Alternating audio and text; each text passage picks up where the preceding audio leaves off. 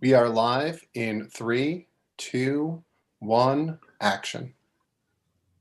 Good evening, Hendrick Hudson community. My name is Joseph Hochreiter. I'm the superintendent of the Hendrick Hudson School District. Today is Tuesday, March 23rd. It's a few minutes after 6 o'clock. Welcome to those of you who are with us on our Zoom or watching on YouTube. This is our 6th and final community meeting as we share some information and take your questions and hopefully have a dialogue with regards to the potential implementation of the Princeton plan in the Hendrick Hudson School District. In addition to these 6 meetings, we've held 4 PTA meetings over the last week and a half, and in fact, I guess 6 PTA meetings if you count 2 more at BV a couple Fridays ago. So we've been trying to get the word out and try to engage the community. We've heard loud and clear that folks wanted to create an environment where we could have a dialogue and a conversation. We have opened ourselves up with Zoom and Google Meets to do just that. We hope that the time we spend together around about the next hour or so could be exactly that, a conversation with those who have questions who are live with us on the Zoom. We just have a couple ground rules. The first ground rule is we ask everyone to stay on mute. Because we do have a series of questions we'd like to get to from community members that sent them in advance. So we do have questions and statements from 3 community members.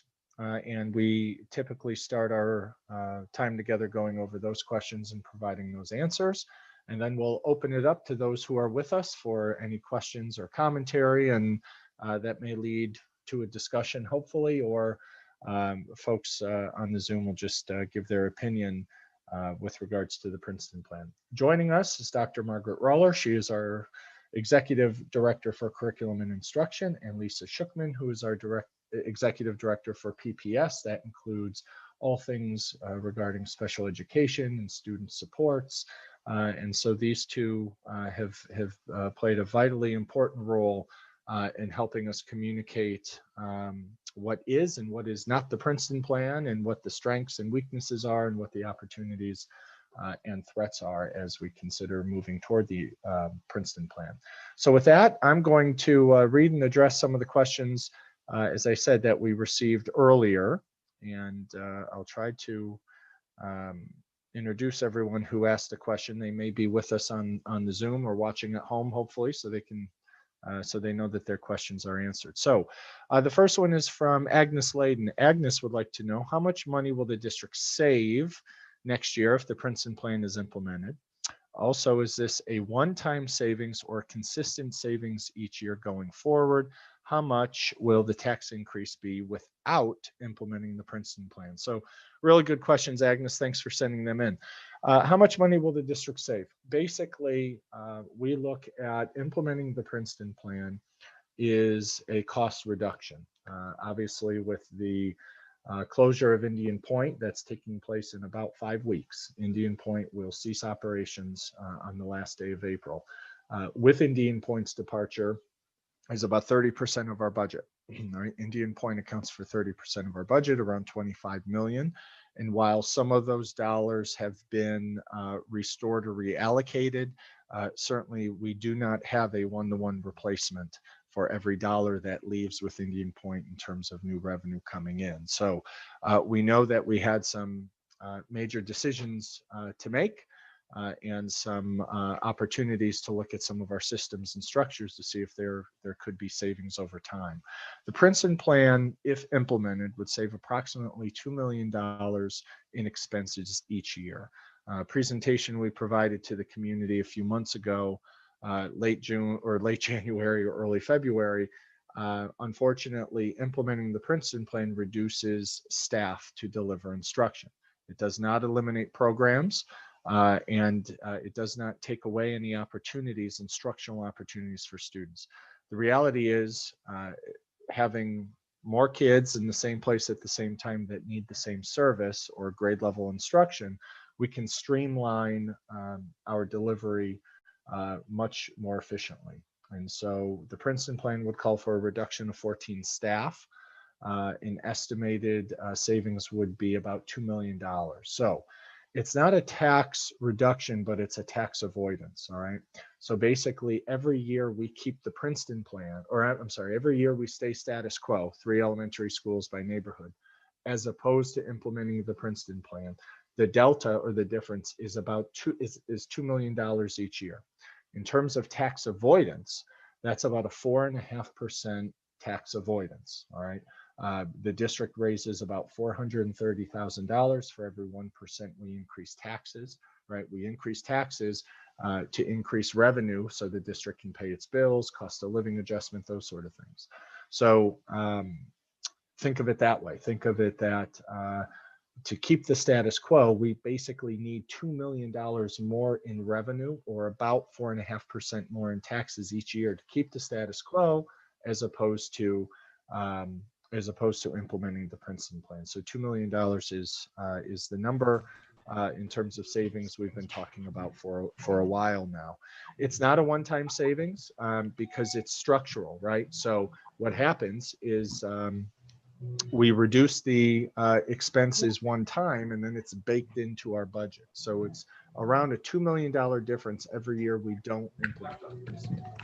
So while it's a savings the first year, we would experience those savings every year that we keep the Princeton plan, as opposed to the status quo 3 elementary schools. So I hope that makes sense.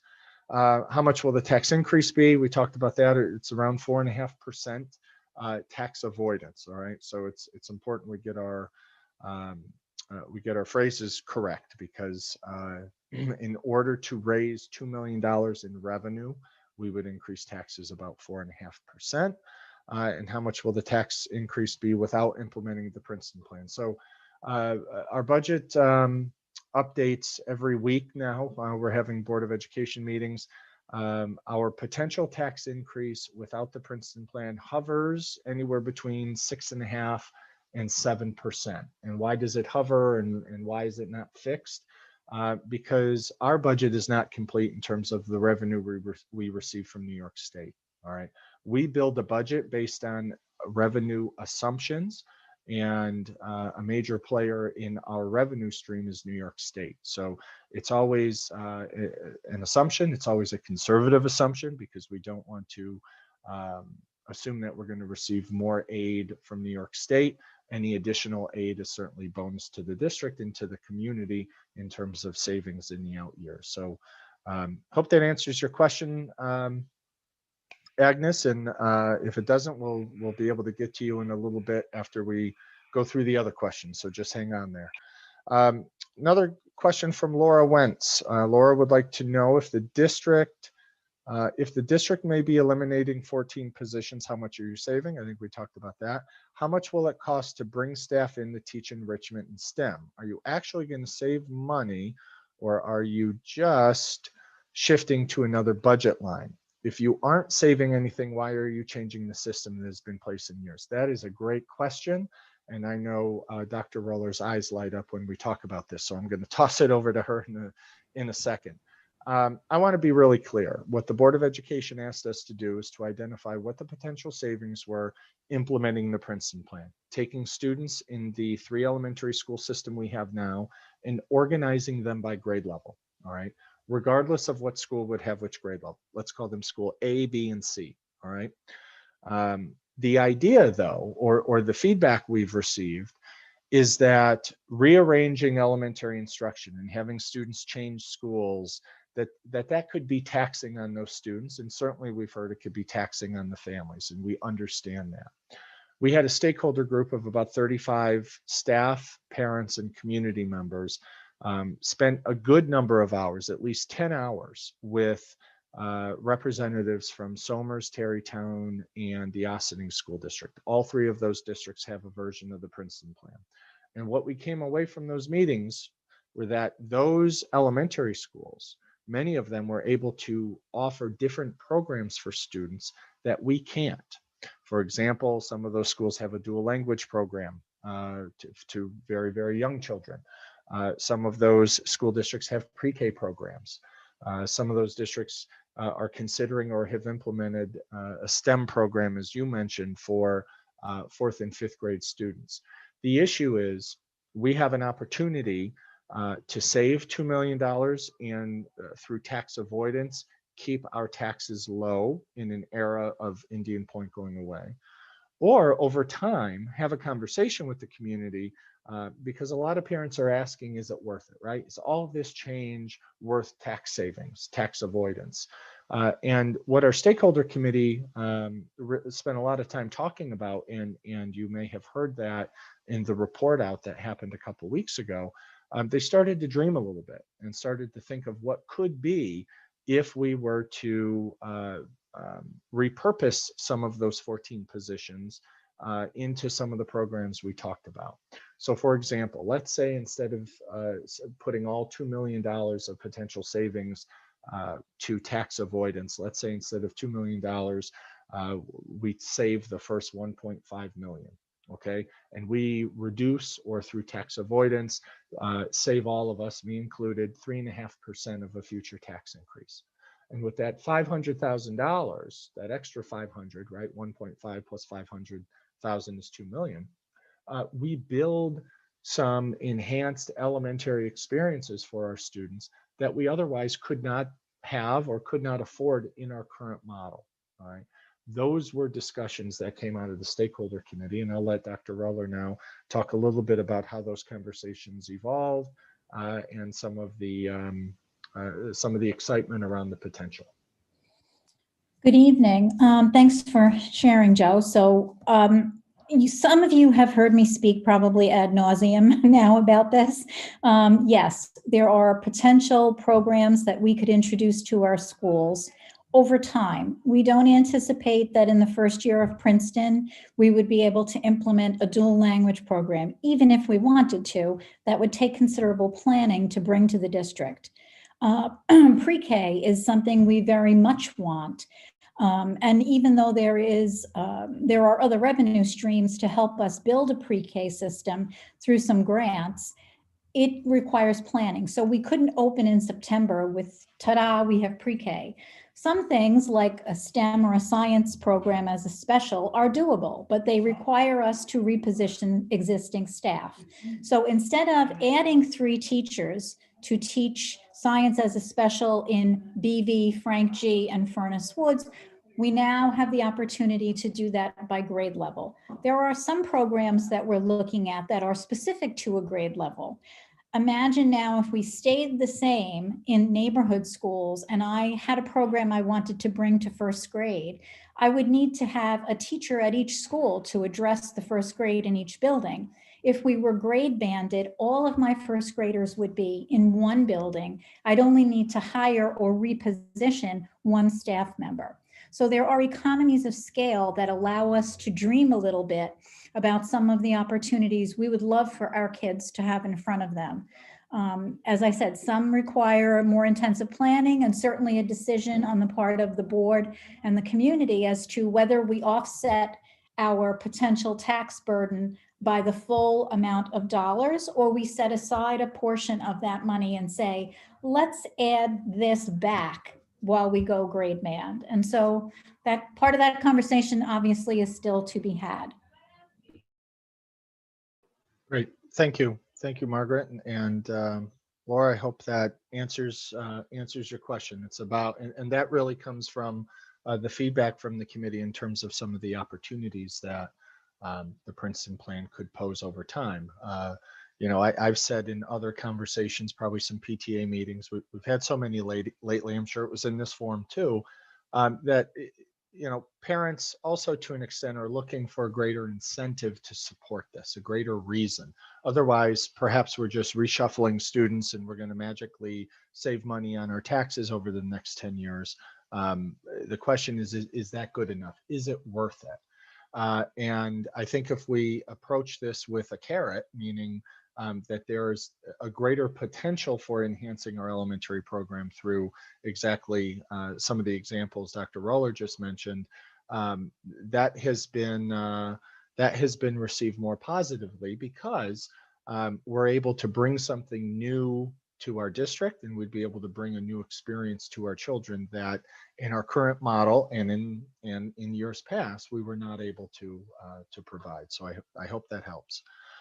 We have a number of questions and statements from Oliver Inbert, so I'm going to zip through them. I know some of them have been answered.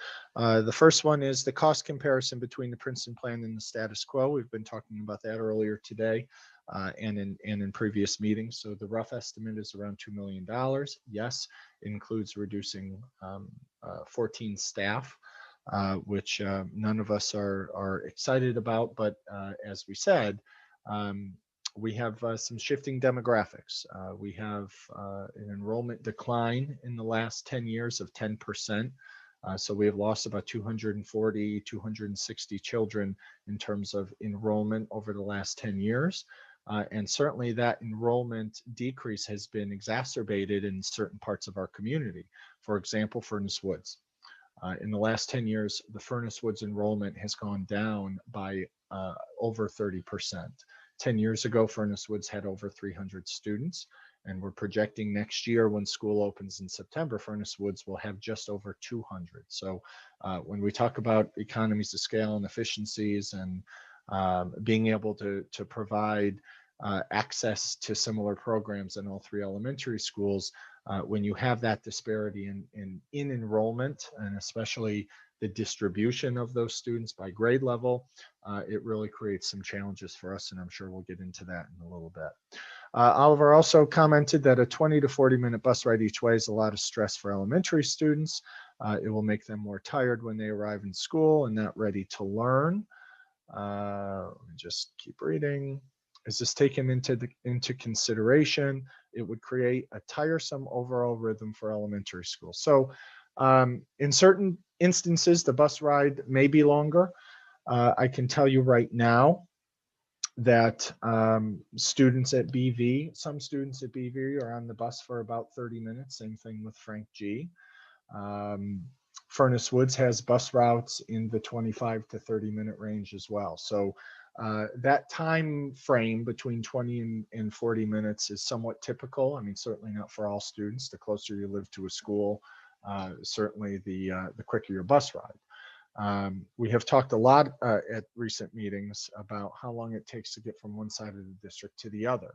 And if you live in the extreme Furnace Woods area and you're going to the high school, or you live in BV and you're going to the middle school, both middle school in the backyard of Furnace Woods, your bus ride is a little bit longer than your elementary one. It's about 30 to 40 minutes. We have heard some positives or some potential positives of longer bus runs, and we heard that from members of the stakeholder committee who themselves have children that experience longer bus runs. And it could be an opportunity for kids to get their homework done or just chill out and relax or build friendships. So certainly that will be a change for some students, but it is also not uncommon in our region that there are bus runs that exceed 30 minutes. Oliver also adds that, let's see, this in the SWOT presentation at the board meeting a couple weeks ago, the Princeton plan is presented as an opportunity to teach resilience to transition, while it's also a threat, while the threat is a disruption to a stable environment. Don't you think imposing 3 moves during an elementary child's education would slow down performance, would create fatigue and stress for the arrival of the new building, 3 times readapting to new faculty, new teachers, new principals, new bus routes, new schedules? So we asked that question.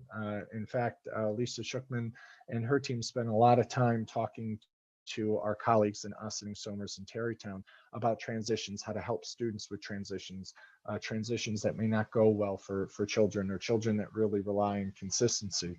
And before I turn it over to her, I'll share that a lot of those, well, I shouldn't say a lot, all 3, Somers, Tarrytown, and Ossining, said that their students have adapted very, very well to the transitions, that they spend a lot of time practicing, they spend a lot of time getting ready.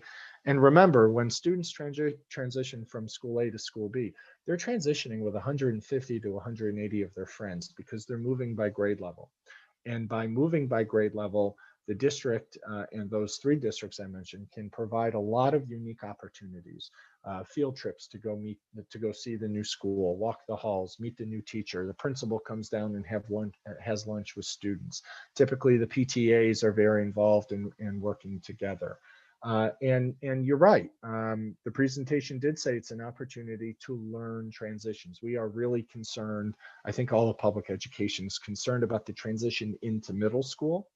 Those 3 school districts said that that's not a concern because students have learned skills of adapting and adjusting and being able to advocate for themselves even when they're in a newer environment. So I'll let Lisa Shookman talk a little bit about what her team discovered and how our school counselor and social workers and those folks will be a support. Thank you. So I think Joe said a lot of it already, really creating a smooth transition plan, being very particular and when we would meet with new staff transitioning from one building to another, but keeping our social workers and school counselors and school psychologists in the loop and in certain buildings and allowing them to have that transition and a handoff. We've been very fortunate that Ms. Polito has been with every kid in the elementary school. So every student K-5 knows her, either if they're in person or remote. She's been doing some lessons online. So we would be very particular if the Princeton plan is put in place on how we would roll out a transition plan.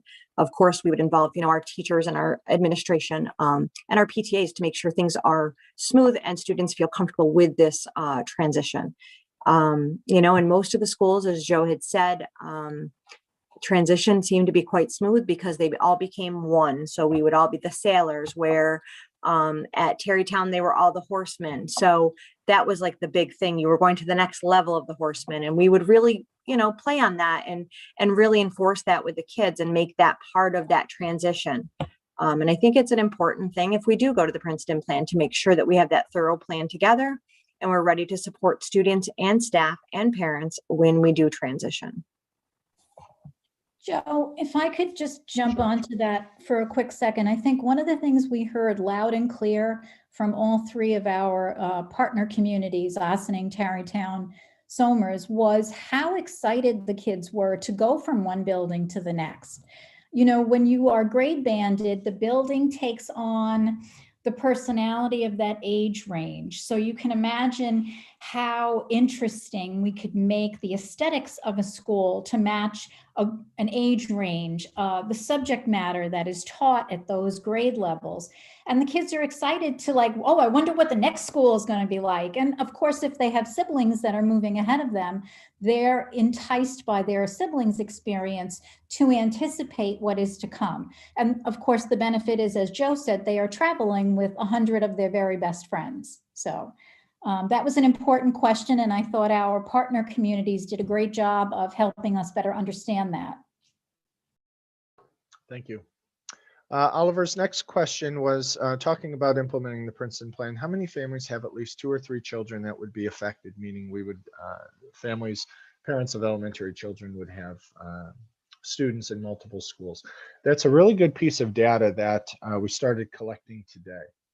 So we'll be able to report back on how many families at any given time would have children in 2 or more elementary schools in this model. I can tell you this, that through our research and feedback, and even our own family saying that that model already happens. We have families that have high school, middle school, and elementary children at the same time. And even in our elementary schools, we do have families, more than you would think. We have families that could have multiple children in different elementary schools. Not all of our elementary schools house the same programs.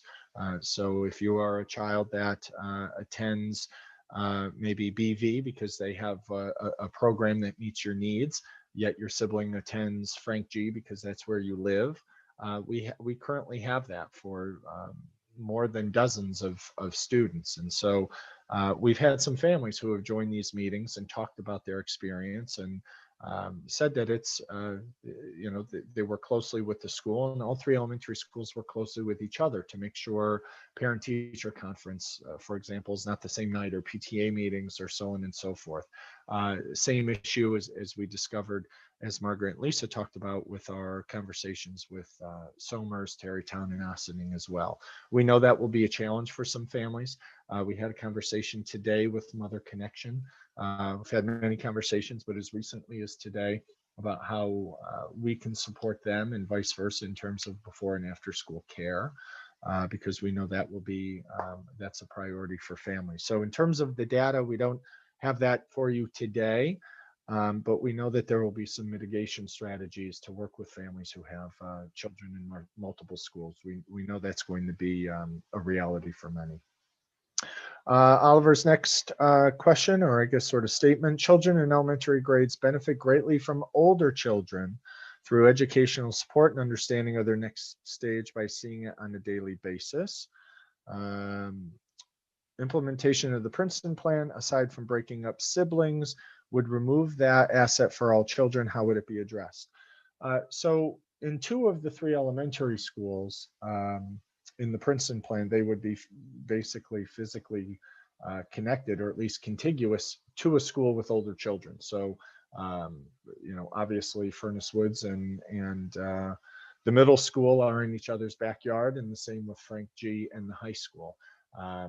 So we would make sure that we have the opportunities for those students, as they currently do, not in today's situation, but students from the middle school had always had a presence at Furnace Woods, and the students at the high school had a presence at Frank G. So that is something we absolutely would want to continue to do.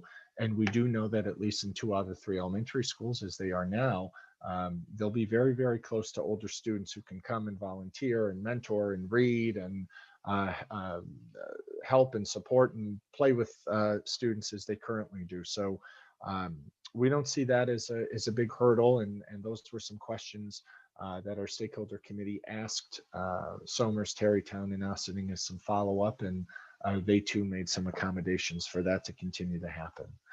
And the last, last comment from Oliver: implementation of the Princeton plan requires a lot of preparation. It would disrupt an already disrupted daily life because of COVID. Why is the implementation being considered for this school year?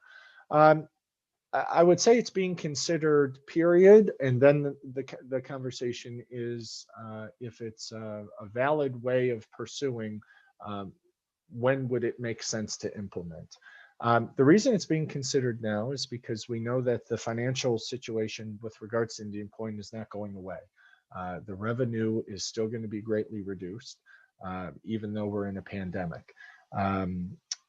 We began this conversation in terms of talking about potential restructuring, and that conversation was articulated in the 84-page cost analysis that's on our website. That cost analysis had recommendations ranging from closing schools to having 5th graders in the middle school to the Princeton plan, and also the option of doing nothing, of course. So our financial situation is not changing. We have heard very clearly that maybe now is not the time to do this, but wait a year. That is certainly a theme among many families. However, there is a growing chorus to say that this year has been anything but normal. So if you are going to make a significant change, make it for next year, as opposed to returning students to their home schools to just rearrange them in September of 22. So there are 2 schools of thought, but both of them have been communicated very, very clearly to us. We know that we are currently in a pandemic. I'll say it now, and I've said it before. The guidance is changing. The needle is moving as we speak. I can't tell you what the rules or the requirements are going to be for education in New York State in a month from now, let alone next September. We don't even know if people have to quarantine if they go away on spring break next week. So we have many moving targets because we're at the mercy of the County Department of Health, the State Education Department, so on and so forth. The reality is we wanted to start this work. We wanted to start the exploration last March. In fact, the first stakeholder committee meeting was set for March 27th, and obviously that didn't happen because of the pandemic, and ultimately we were shut down.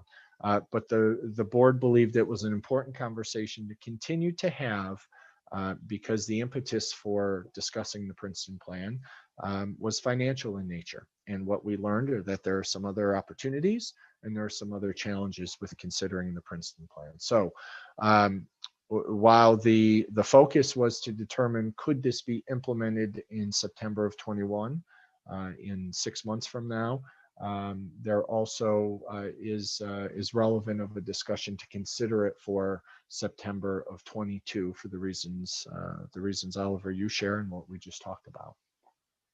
So we're about halfway in here, or 30 minutes in. I say halfway because most of our conversations have been right around an hour, and we want to try to stick to a time limit to respect everyone's time. So with that, we have about a dozen friends here on the Zoom, including Oliver and I believe Laura and Agnes, who asked questions. So if you want to raise your hand or if you want to come off mute, we'll try to do this as orderly as possible to have a conversation. It looks like Erica chimed in on the chat.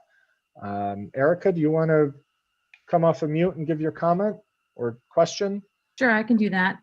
Well, you just said that, there's the argument that a lot of kids are not, why we're unusual as it is, but aren't most of our elementary school students in their home schools right now? How many children are not in their home schools and how many are remote in the elementary level right now?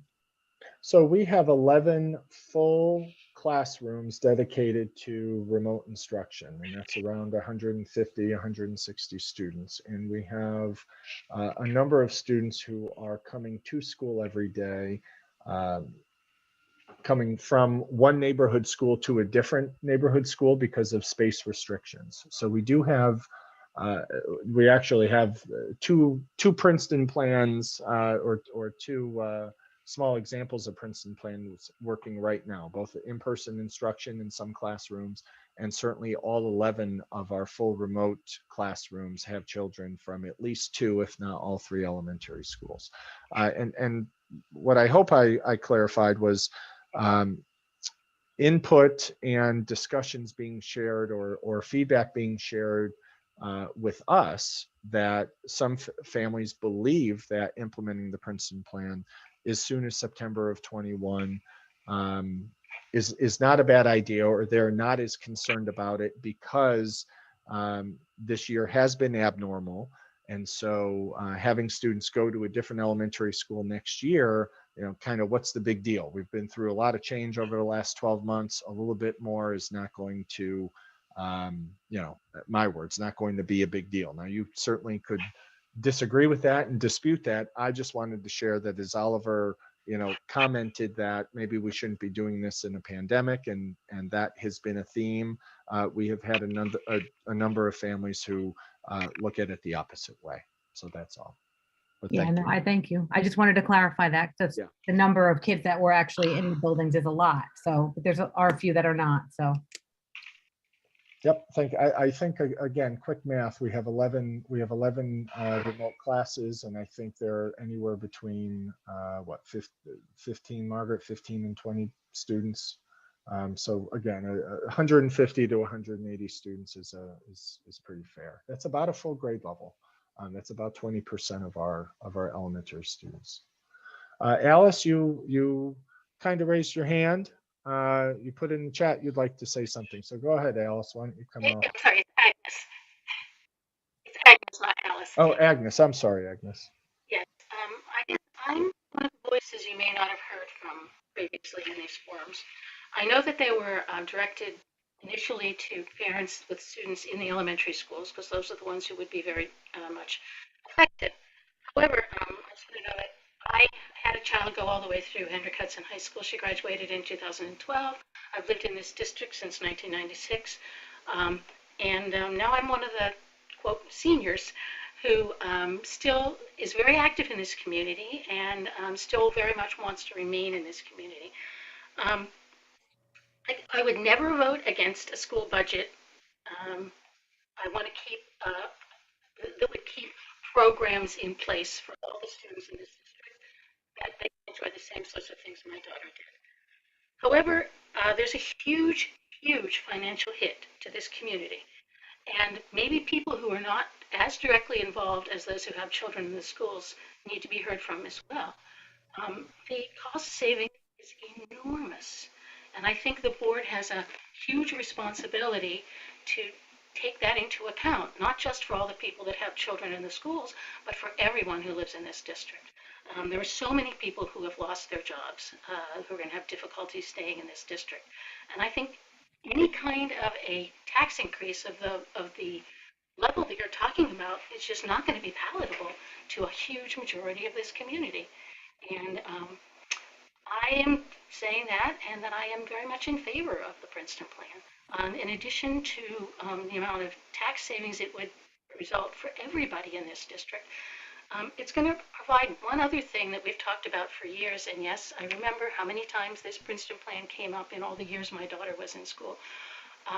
It's going to provide equity, and that's something that we've often talked about, but doesn't seem to have come up in today's discussion. But by having all the children in one age level in the same building, it's going to provide a much more equitable playing field. And that's just what I wanted you all to know. I don't know how much outreach you've done to the community that doesn't have kids in the schools, but if there's a budget proposition coming out, everybody has to vote on it.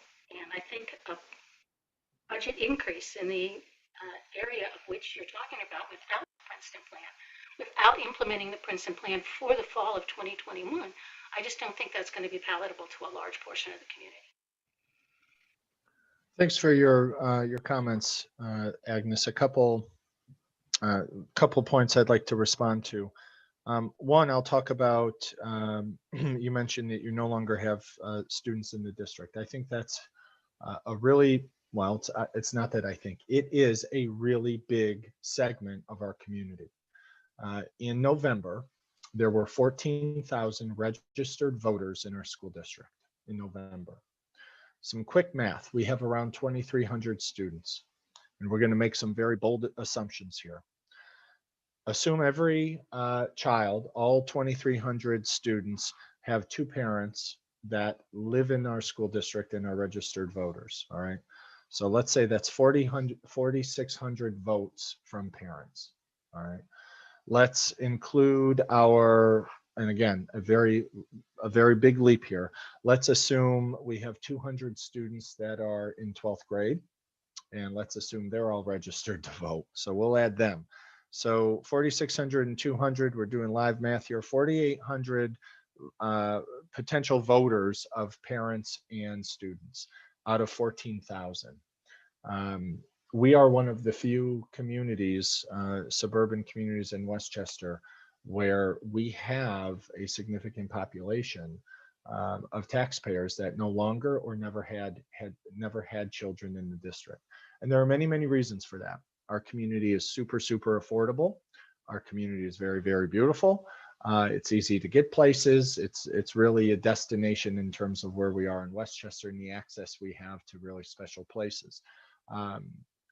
It is not lost upon me, first of all, superintendent, but also our board, that we need to make sure that we have support from our entire school community, whether it's a school budget every May or a bond proposition or something as significant as reorganizing the elementary schools in order to save some revenue. So that's really important data that I like to share with folks, because those are facts in terms of what our current demographics are in terms of registered voters and how we're conducting outreach. Typically, Agnes, just so you know, we have these conversations with the Buchanan seniors and Verplank seniors, but they have either not been operating or certainly not operating in person. But we're trying to get the word out to engage the community as best we can. Another piece you mentioned is equity, and equity has been thrown around over the last number of weeks in our school community. And I'm just going to reiterate a presentation we gave last week, and that's going to be repeated tomorrow.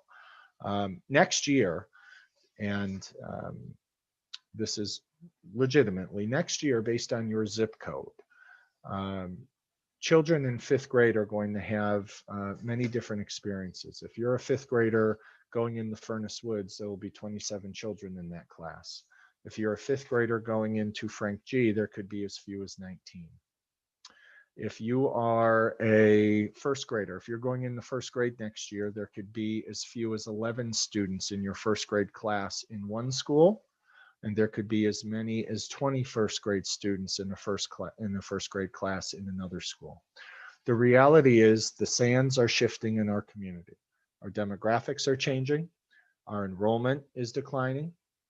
As I mentioned earlier, next year, Furnace Woods is projected to have 208 students, while Frank G is projected to have 406. There are a lot of reasons why our enrollment's declining, and I don't need to spend time getting into those, but the reality is our district's makeup and the distribution of students by zip code across our 3 elementary schools is much different. And I think we've learned through this exploration that it's not just only a financial endeavor, but we have to look at other possibilities as well. And so we've had a number of conversations. In fact, I believe every public meeting we've had in the last 2 or 3 weeks, we've gotten into conversations around class size, and that really is the gatekeeper. That's the starting gate. To be able to communicate to every parent that it doesn't matter where you live, that you're going to have 20 or 21 students in grade X, it doesn't matter, is something that we have not been able to guarantee to families in the last 20 years, because our attendance zone is based on what street you live on. And that creates some inequities, not on purpose, but it creates inequities based on factors and variables that the school district can't control. We cannot control who moves into neighborhoods or who moves out. We can't control who's coming with children or who is not. I moved to this community without children. I've got a rescue dog over there, but my neighbor just had a baby, so their child in 5 years is going to join our district, hopefully. So the only thing we can share is what our history has been, what our projected enrollment looks like, and how that may change if we organize students differently. So thank you for your comment, Agnes, and I hope that helps. Anyone else like to come off of mute, have a question or comment? We're trying to keep this conversational, so to the Yes, best we can. I have Okay. a comment, or actually, I'm sorry. I think I saw somebody else come off. Did you want to go? It's okay. You can go ahead. Okay. Yeah, I participated in a couple of forums recently. I just really recently found out about the whole Princeton plan. I, like one of the other speakers, had children who have graduated several years ago. And so anyway, so I really haven't been involved. A lot of times once your children graduate, you kind of just move on to different things. So in any event, so I saw this, I said, oh, let me, see what's going on with this. And so I had brought up the impact of the Princeton plan on academics. And the conversation went that it really wasn't based on academics. It really wasn't the reason to have the Princeton plan. That everybody was getting a good education in all the schools, and it sounded reasonable explanation. So so I just, again, out of curiosity, I started looking into the school. I started looking at the stats, and I have to say I was blown away at the decline of the standards in all 3 of the elementary schools. I was so disheartened by those results that I saw. BV with the 60% rate that's not even proficient. Frank G. Lindsay barely making 50% proficiency. Furnace Woods has declined probably by a good 20% or so. I was blown away at those results. And it seemed to be over the last, say, 10 years. It wasn't any 1 or 2 years. So going back to my initial question of how does this plan impact academics, I think comes even more so to the forefront, because now you're taking all these kids in an environment, grade banding, where percentage-wise, there'll be more students performing below the standards than above the standards. So I think a big impact of the community, at least this would be my concern if I still had children in the schools, what is going to be the impact on those, say, children that are at or meeting standards in a population where a lot of people are underperforming? So how, academics has to be in the mix. And what is the administration doing to bring these kids up to at least the standard when we're not a large student population? We have a few hundred kids per building. I find it hard to believe that we can't get these kids in all the schools at the minimum level required. I'm just blown away by those results. So I would like to know what is being done, especially in BV, to get those students up to standard. And secondly, if we're such in a money crunch, what kind of programs can we possibly offer these students? Thank you. Yeah, thank you. Boy, a lot to digest. I've got 3 pages of things I could say, and I know Margaret does as well. So I'm going to try to not take up all the airspace, but I'll say a few things. Boy, where do I start? The research on the research and the meta-analysis of the research on the Princeton plan is clear, is that there are no studies that are significant to prove that moving to the Princeton plan will guarantee increased student achievement. Okay, there's no correlation. There's no study to suggest a correlation. In fact, we published that research on our website.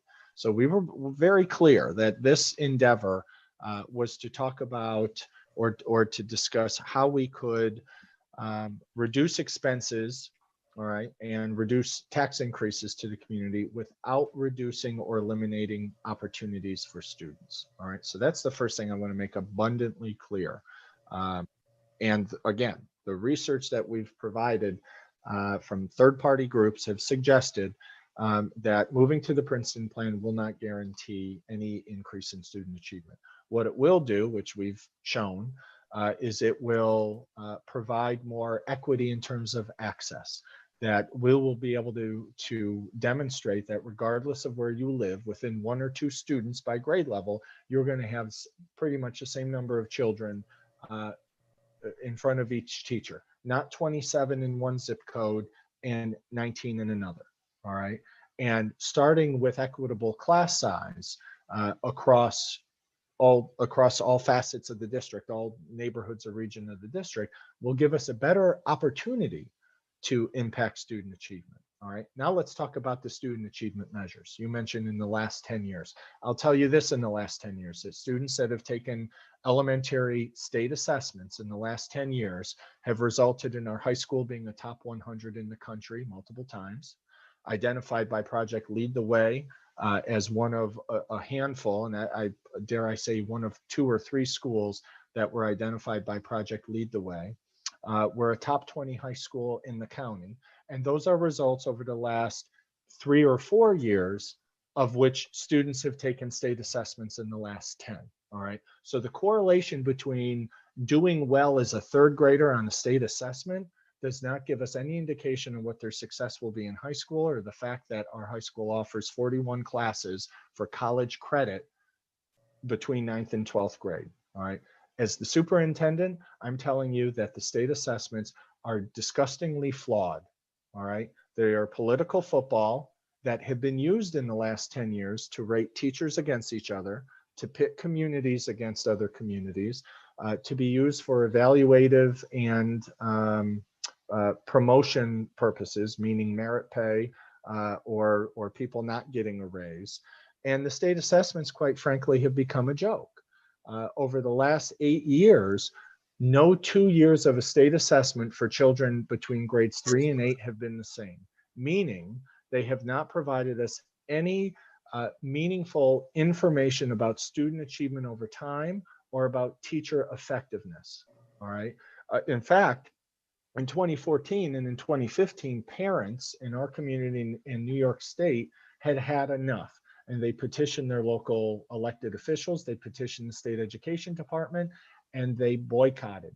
They did not send their children to come to school for 2 weeks in the spring to be tested or to have a test placed upon them. The stress level of students were through the roof. They were sitting in rooms for 3, 4, and 5 hours. They were taking more than 4 or 5 days to take a state assessment, and it was not giving us any credible feedback. We wouldn't even get the results for months. Families wouldn't get the results for months, and teachers weren't provided with any information to inform their instruction or to inform student achievement. So if you look across New York State, not just at Hendrick Hudson, but look at the ebb and flow of student achievement and state assessments, you would find the same thing. I'd also argue that the opt-out rate or the test refusal rate in our school district and statewide has statistically rendered those tests useless. They are statistically insignificant measures of student achievement. So I'm passionate about this, and I hope you do not take my passion personally, but I'm really I'm excited that you raised this, because there is a really big misnomer in terms of parading in a bunch of 8, 9, and 10-year-olds to sit for the governor or the president or the Senate or you name it state assessment, thinking that that's going to tell us how well students are performing or whether or not Hendrick Hudson is a good district, a bad district, or a so-so district. All right. The achievement and the performance of what our students are doing at the commencement level, the universities and colleges they're going to, they're walking out of high school with a year of college under their belt. They all came from all 3 of our elementary schools, and they apparently are part of poor achievement or low achievers in the eyes of data crunchers in Albany and Washington, D.C. So that's my soapbox, but I'll let Dr. Roller comment a little bit more, because she works very intimately with the elementary teachers around the assessments. Well, thank you very much. And I do want to comment right after you, Dr. Aruler. Oh, no problem. So I won't talk about the tests, since Joe did that quite eloquently, but I will say that as every other district in New York State, we have to develop local benchmarks, which are just as important as a New York State assessment that a child sits for one time each year. Our local assessments are administered at least 3 times a year, if not more, by our classroom teachers. And it is that data that guides our instruction day to day. I'm very thrilled to say this out loud, because I've been studying this closely to look for the impact of the COVID situation. A few years ago, when I came to the district, we were sending approximately 27 to 28% of our students into AIS for reading support. Today, we are averaging about 14% of our students across the district, across the 3 elementary schools. That is a phenomenal increase in outcomes for our kids. It is directly related to the incredibly hard work that our classroom teachers have done and our AIS reading teachers have done through professional development. We've changed some of our programs, some of our approaches. They've worked tighter as a team, and all of those kudos go directly to them. Our middle school as well has just done unbelievable work with closing reading gaps. Our special ed children, thanks to a change in program a few years ago under Lisa's guidance, have made tremendous progress. So we are moving in the right direction, and it is really unfortunate that, like many other districts, it's not just Hendrick Hudson, so much of the work that we're doing and so much of the progress that we're making is demeaned every year when those results are shared.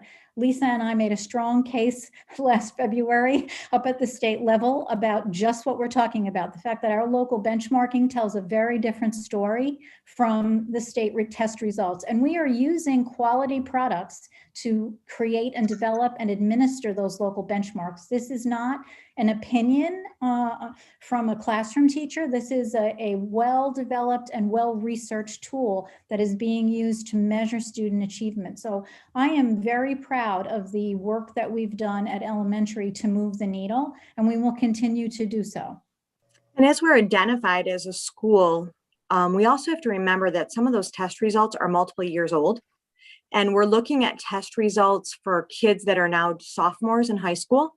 which is a huge impact on what we are currently doing. As Dr. Reller had said, that we are really taking research-based technologies and programs and implementing them not only in gen ed, but special ed, and seeing large increases with our student population of reading. We've changed programs, we've implemented new things to actually help all students, but I'm speaking from special ed specifically. So we also have to be careful. I mean, we can look at the data. The data is okay to look at, but we also have to remember some of this data is very old and it's not reflective of what we currently have.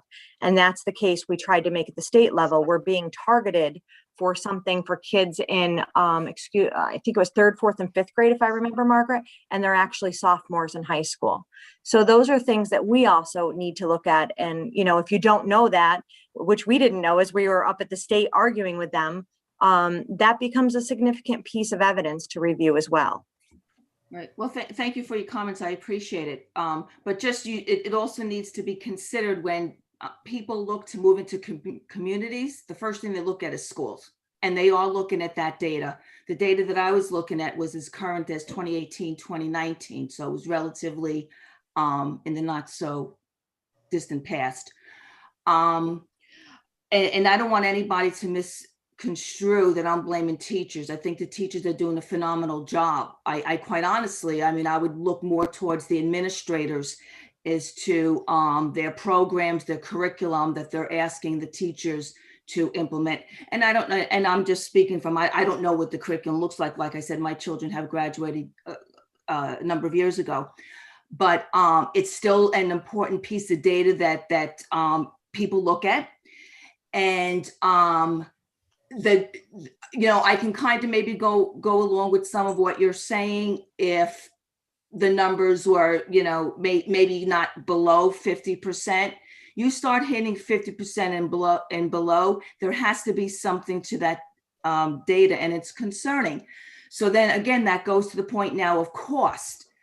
I'm all in favor of doing whatever it takes to get all children up to whatever standard is required. So what is the cost, or what are we doing to get these students, you know, up to that standard? Because right now, BV, I believe, is under the government watch. So you're kind of mandated to get those test scores up, regardless of not, because that's the data that they're looking at. And I believe now, I mean, I look back on some of the data, it fell and then it's kind of flat.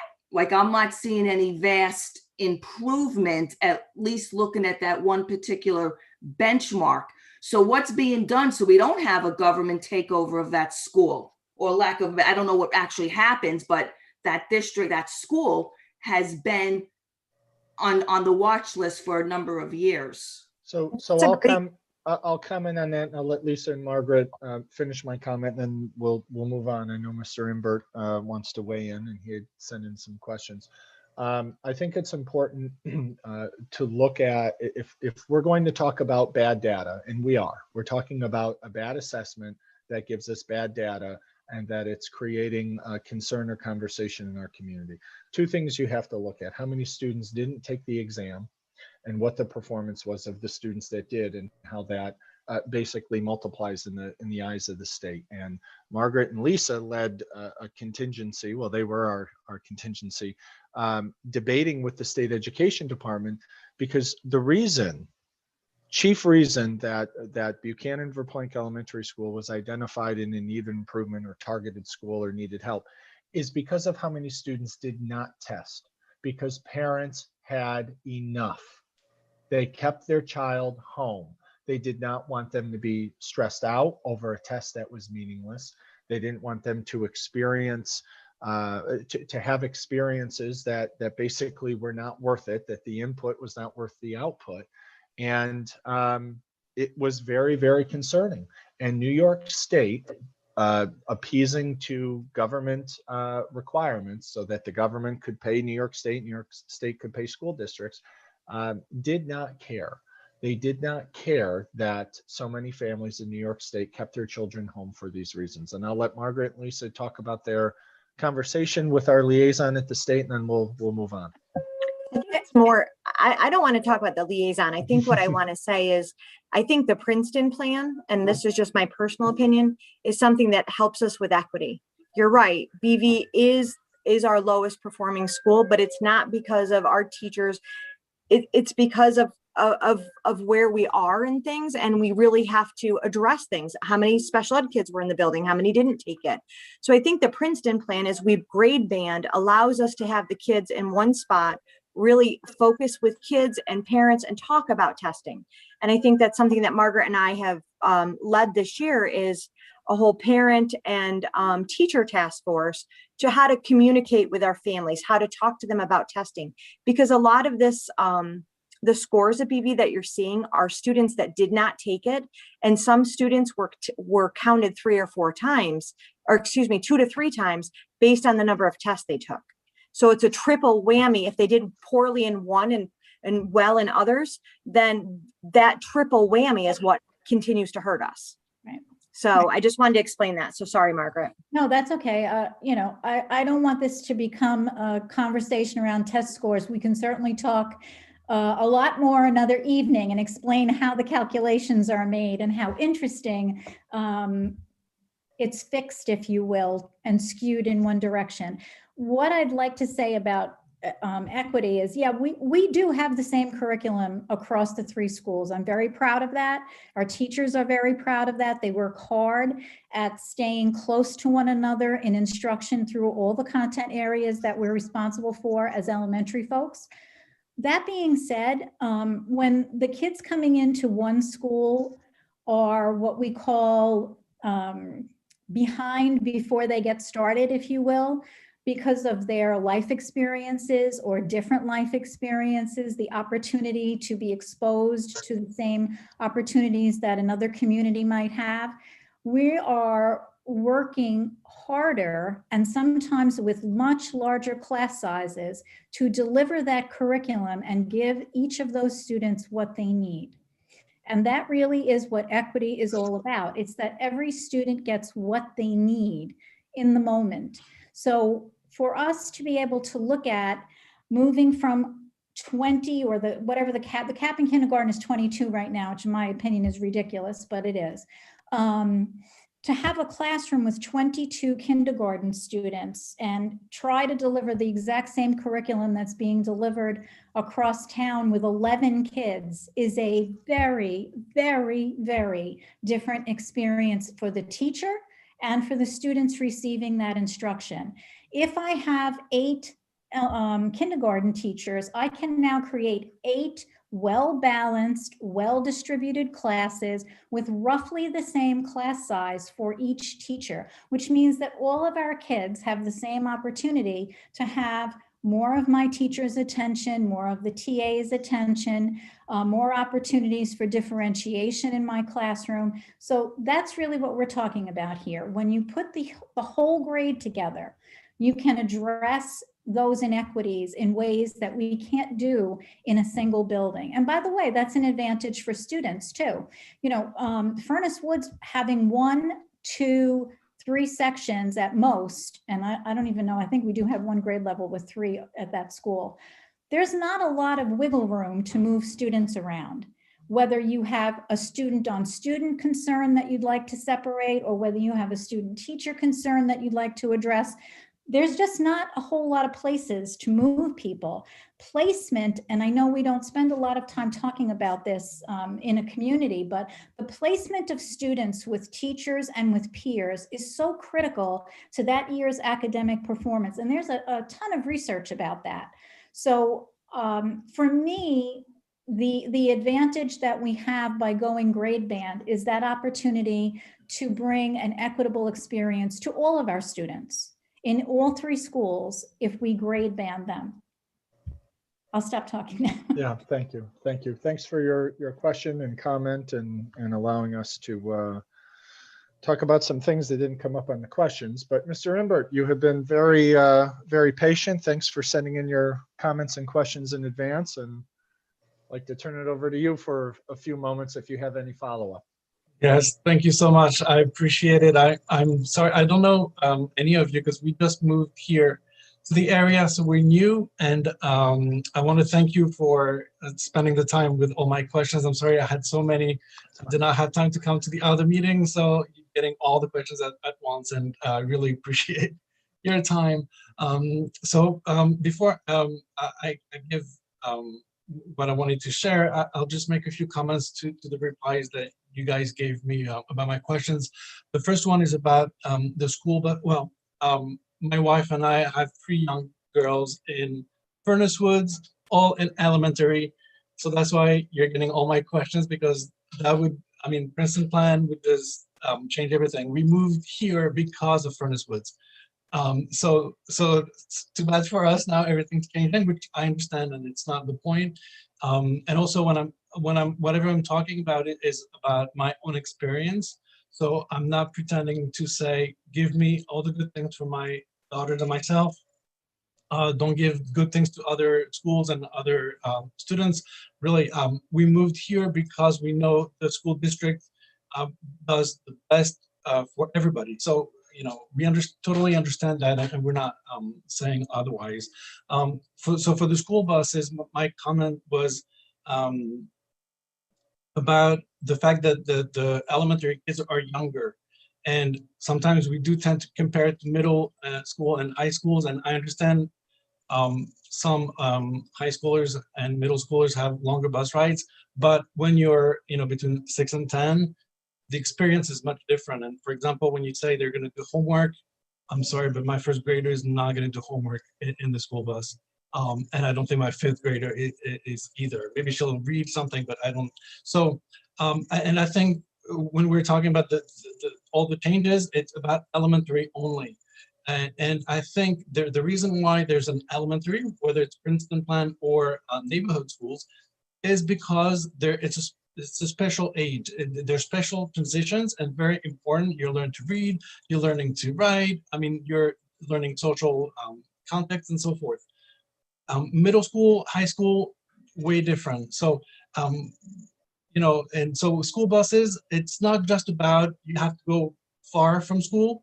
It's about those young kids. And so when we're talking about, you know, very good points about Princeton plan, you know, equity, smaller class sizes, yes, but what I want to share is that, yes, it's going to be better in that sense, but with kids where a lot of them are going to be a little bit more tired than in the neighborhood school. So it, you know, sometimes I get scared that it's not taken into consideration. We only hear about everything's great with Princeton plan, and we forget about the rest. So sometimes I wish we could have a little bit more of the comparisons. Yes, we're going to gain this with Princeton plan, but we're losing this from the neighborhood schools. So how do we address that?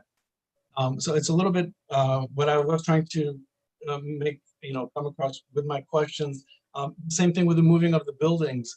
You're moving 3 times during your elementary years. I don't have a doubt that you do a good job. I know you would, because you're doing a good job now, so it'll be a good job. But I know for a fact when they're moving, although it's 150 of them moving at the same time and they're all excited, they'll still need some adjustment. So it's going to take a couple of weeks to just get into it. And so there will be disruptions. Of course, there are good things about the Princeton plan, but you know, let's not forget about what on the concrete level is going to happen. So what are the plans for the future for that? And that comes to my next and my final thing is, you know, you guys talked about the potential and the dream about the Princeton plan. But we know for a fact, let's say we're changing the Princeton plan in September, you know, it's going to take a lot of getting ready for everything. And you said it perfectly, the first year, impossible to implement any of the dreams because it's impossible. So let's say maybe it's the second year. So second year is the first year, third year, by third year, I've lost my, you know, my 5th grader is already in middle school. My 4th grader, you know, is in 5th grade. So it's just my 2nd grader just going all around all these changes. And by the time Princeton plan is really benefiting to everybody, my 3 kids are out of elementary school. So that's what I'm saying today. And that's again for my own experience, because we moved here so that we would have what the neighborhood schools bring. And again, I hear everything about the Princeton plan, and I'm not saying Princeton plan is bad or neighborhood schools are good. I'm just saying now is neighborhood schools. Let's look at what is good and what is that we're going to lose in the Princeton plan. How do we transfer over, and what do we do for next year? Because when I have my, my kids that are going to whatever school next year, I know for a fact, because we just moved here, so we know what it is to move the kids. They'll adapt, they'll be fine, but you still have those times to readjust, and they're going to lose something. Everybody's going to lose something. Everybody, great teachers, great staff. I'm not saying they're not good. I'm just saying all the changes are going to make it that everybody's going to lose a little bit until everything comes in and makes it better. So in the end, I'm thinking the very important fact is that those $2 million, in the end, even if it's all bad, you might have to do it because of the money. But at least let's be honest. And then, that there are consequences to all these changes that are going to affect everyday lives. Maybe they're going to affect the home property prices. I mean, we know for a fact any change is going to bring some adjustments, and it's going to take time. So, I totally hear everything that is being said. I would expect the board to be more precise in what is going to happen. Not just the dreams, not just the potential, what's happening in September. If we're changing to Princeton plan, here's what's happening. Your school is going to be this one, your kid is going to be in this class, the number of kids, what teachers. Next year, the dual program, let's bring it Arabic, Chinese, I'm all for it. But when is it happening? Because the potential is great, the dream is great. I mean, we all dream about everything, but it's not gonna, for me, I only have 1 year for my 5th grader next year, then 2 years for my 4th grader, and then 3 years for the 2nd grader. So, if you're not going to show me what the next 3 years are going to be, it, to me, doesn't change anything. So I'm only speaking about myself because that's the only experience I can share. I don't want to speak for anybody, but I just want, in the end, the board to show us, yes, you're worried about the kids. We understand that, equity, better schools, but there'll be more tired. So what do we do? Usually problem, we find a solution, and then it just makes the presentation a little bit easier to go with. Thank you for listening to me. I'm sorry it's late and we all have so many other things to do. No. Thank you. Thanks for your time and attention. And the good news is, because I'm going to direct you to a meeting that took place on March 10th, because it was recorded and it's on our website and YouTube channel. You asked about some of the notes I took about, we're talking about the Princeton plan, but what about our current model? That was the analysis that our stakeholder committee went through. Was basically identifying the strengths, the weaknesses, the opportunities and threats, the SWOT analysis. Yeah. And there was a lot of really good information that came out to the Board of Education. Oh my goodness, the ice cream man is driving his truck around. That's a sign of spring. That's all right. Pardon me. But the SWOT analysis really did take a deep dive into the potential of the Princeton plan against what we could lose, or what some of the threats are of leaving our current model. Neighborhood schools is one of them. The fact that many families like yourself picked our community and then picked a particular neighborhood in our community because of proximity to the school. The fact that, and we have heard it, and I'll use Furnace Woods for an example, the fact that 3/4 of a child's educational experience is going to take place between Furnace Woods and the middle school, right? I mean, that's a really nice safety net. That's a nice opportunity. Same thing with Frank G. Families who have chosen to move, in the more center part of our district with Frank G. Elementary School bordering the high school. So that certainly has been a theme, and was one of the challenges or one of the weaknesses that we heard very clearly from parents, staff, and community members, weighed against some of the opportunities that the Princeton plan provides, and that really is the debate or the conversation that we're having, today, and that we had a number of times. So if you have an opportunity, I don't know if you did, watch yes. part of that meeting, but that will provide you, and it sounds like you watched it, but anyone else listening, sort of the thinking behind what rose to the top in terms of the priorities. What were the reasons to maybe cheerlead the Princeton plan, and what were the reasons to really slow down and rethink it? So I'm glad you mentioned that. You also talked about readiness. I've said before, I think there are 2 degrees of readiness. There's readiness on the district's end to be ready to flip the switch. For example, and maybe I won't certainly commit to this, but in 48 hours, we could identify what teachers will be teaching in which school. Because that process is clearly outlined in the teacher's contract, that if we had to move teachers around, there are rules by grade level, by seniority, by experience, and we will follow all of those criteria and all those protocols, and that will streamline the process. Same thing with identifying what schools would house which grade levels. And in fact, some of the prevailing or the initial thoughts have been challenged to us by our facilities director in terms of square footage, bathrooms, making sure that every kindergartner has a bathroom, or even first grader has a bathroom in their school. We heard earlier about proximity to middle school and high school. For example, a year ago, we probably weren't even considering whether or not our smallest school, from a footprint standpoint, Furnace Woods, would make sense for Furnace Woods to have the oldest and biggest elementary kids, the 4th and 5th graders, right? Wasn't something we probably would consider until we thought about, oh my goodness, we basically could eliminate a very stressful transition from 5th grade to 6th grade, because 3 soccer fields, are the difference between Furnace Woods and the middle school. So some of the technical decisions are going to be very easy to implement, because we have been thinking about this and planning for it for quite some time, and that really is also part of the calculus behind potentially implementing this in September of 21.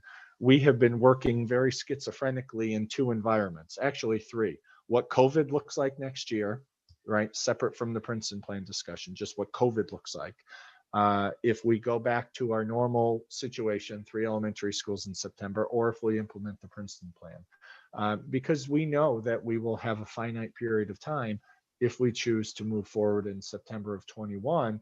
There are a lot of decisions that we need to wrap up, that we need to test, and we need to be able to communicate. We've also heard from the PTAs, the PTA leaders.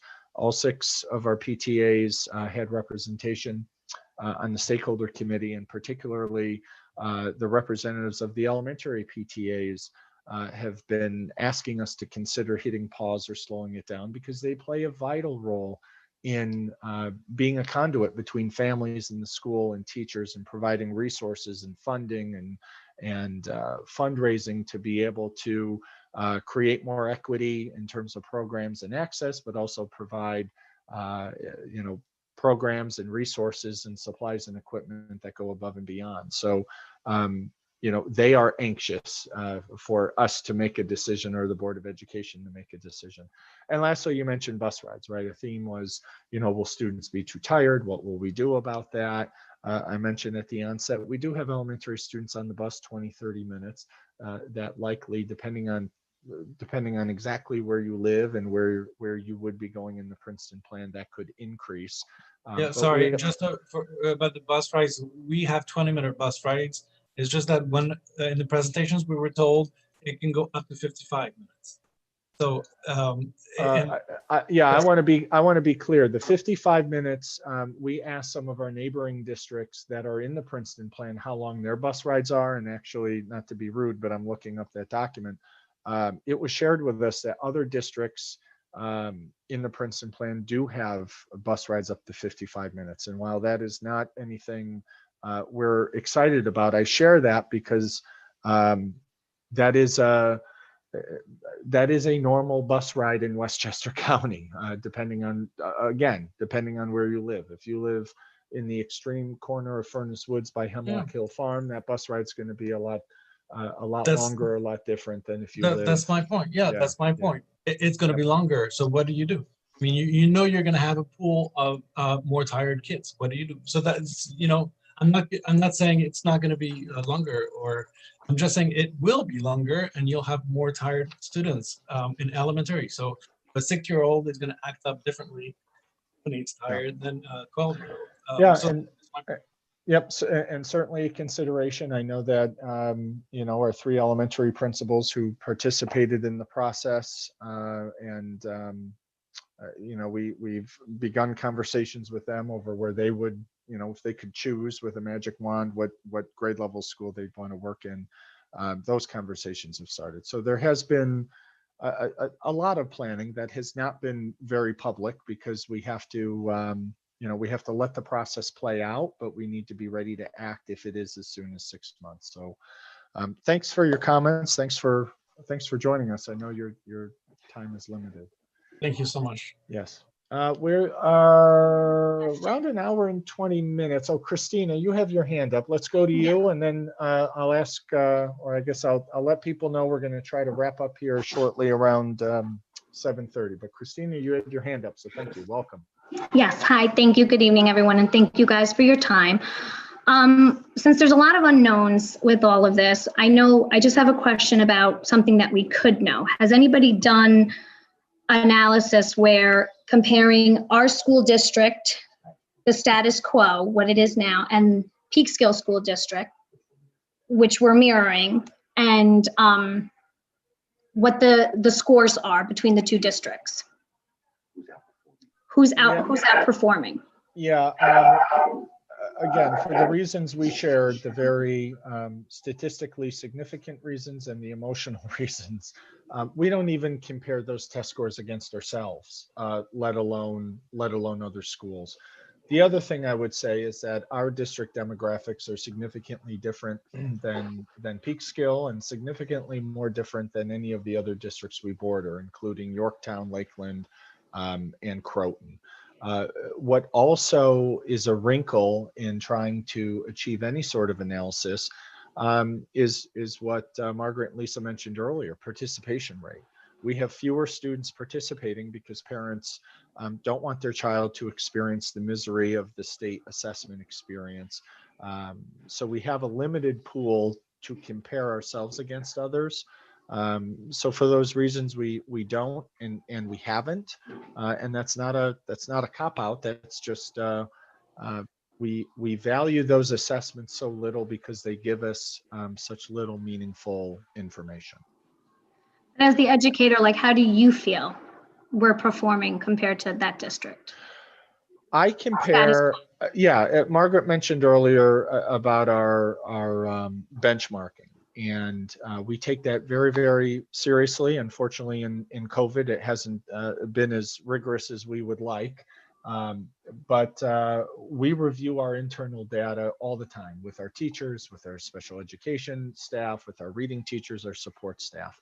I was asked this question, Christina, last week, earlier in the week. I don't even know what day it is, but I was asked this question before, Mr. Hochreiter, what do you think?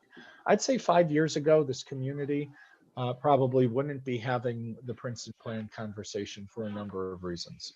I think we're having it now, certainly because of financial implications, but also significant demographic shifts. So when I look at our projected class sizes for next year, Christina, and I look at the lack of control that we have over class sizes, because we can't control who lives in which neighborhood and how old their children are, we are really, we're crossing our fingers and we're hoping, right? We're hoping fewer kids show up in 5th grade next year at Furnace Woods, and we're hoping some more kids show up in other grades. So as Margaret said, so we have more than just one teacher teaching a particular section. So there are benefits and there are challenges either way we go. But when I look at educational opportunity as a starting line, and we can demonstrate that through the Princeton plan, through organizing students differently, we have more credibility sharing with parents that there are going to be, on average, 19 or 20 students in kindergarten, regardless of where you live, or 21 or 22 third graders, regardless of where you live. That gives us a better opportunity to impact educational outcomes than our current model. And I hope that makes sense. And Mr. Inbert, I just wanted to go back to you because you mentioned something that I didn't talk about. You mentioned the $2 million in savings. Earlier this afternoon, we published on our website. It's a very rustic looking tax calculator with some very important instructions. So if you have your tax bill and you know what your assessed value is, go on our website. We have a tax calculator. You can type in, all you have to type in, there's a red field, delete what's there and type in your assessed value, and you will be able to see projected tax increases comparing the two models, Princeton plan versus status quo, each year over the next 10 years. It's different depending on what your assessed value is. If you have a high assessed value, low assessed value, medium assessed value, it will calculate what your estimated taxes will be each year over the next 10 years. And it ebbs and flows. Some years are smaller than others, but it gives you a good idea in terms of a projection. So Agnes, I should have mentioned that earlier. You mentioned that a resident, a taxpayer no longer with students in the district, and basically you don't want to be taxed out of your house. That tax calculator will give you at least a rough enough estimate of what to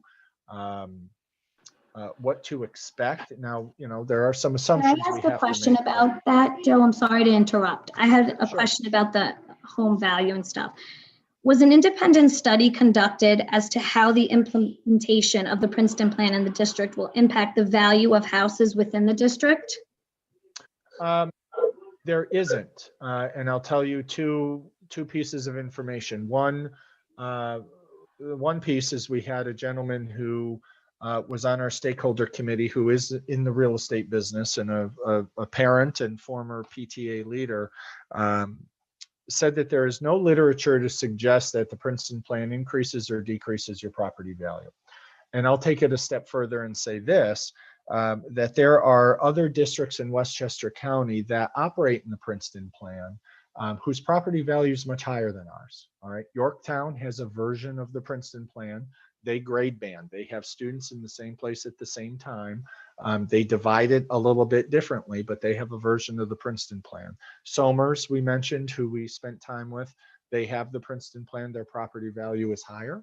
And another one that I'm familiar with, because we have one of our principals lives in this district, is Byram Hills, also has the Princeton plan. So, there are different factors as to why school districts have the Princeton plan. And the research that we posted on the website is pretty clear. Most recently, districts who are considering going to the Princeton plan are around enrollment, declining enrollment, and financial considerations. So I would suggest, again, I don't know this, but if Yorktown, if districts like Yorktown, Somers, or Byram Hills were having an adverse effect, or the Princeton plan was having an adverse effect on their property value, I would assume that they would abandon that plan. I grew up in a small upstate New York town. We were in the Princeton plan. Why? Because the property to build the schools and most of the construction costs for the schools were paid for by the SUNY system, because the state university system had to buy property from the school district, and there was an age-old agreement. I just thought everyone went through the Princeton plan in my little, naivete world of being a 5 through 11-year-old. So districts are organized much differently for very specific reasons. And usually those reasons are very, very local, either to address local issues like we're discussing, or some other reasons. I think we learned at Tarrytown, and Lisa and Margaret, you may correct me if I'm wrong, but they had merged. Tarrytown and Sleepy Hollow were two separate communities that merged. They merged under one umbrella, and they chose to stick with the Princeton plan. So, School districts do it for different reasons. But in terms of outcomes and assessment, I would look at, and I think it was Ms. McCann who mentioned it, who did a little review of our last 10 years of achievement in terms of what the outcomes are at the commencement level. So I hope that helps, Christine. I know it's kind of a non-answer, but in terms of some of the discussions we've had and what the research suggests about it. Okay, thank you. So an independent study then was not conducted. Not by the district, because the research didn't suggest, the research around the Princeton plan didn't suggest that was a factor. Okay, thank you. And I heard the ice cream truck too. Oh, good. All right. Now we're all hungry. Okay, that's a good way to pivot toward closing out our time together. But Michelle, you had your hand up, and we'll end our discussion with you. So if you would, if you have a question or a comment, you can take us to the ice cream truck. I guess I just wanted to say, it's always a fascinating conversation to listen to. For me, the equity issue is huge. I mean, there are definitely logistics. There's going to be a lot of scrambling for families and people to sort of come to terms with changes. Changes are always hard, but equitability is huge. We currently have 3 different elementary schools, and although we have the same curriculum, it's not the same education. You cannot compare a class of 11 kids to a class of 20 kids in a different school and say that they're getting the same education.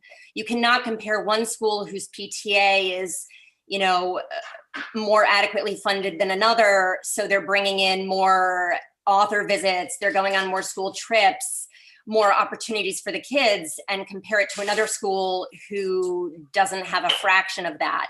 I think there's a misconception that home taxes are paid on your elementary school.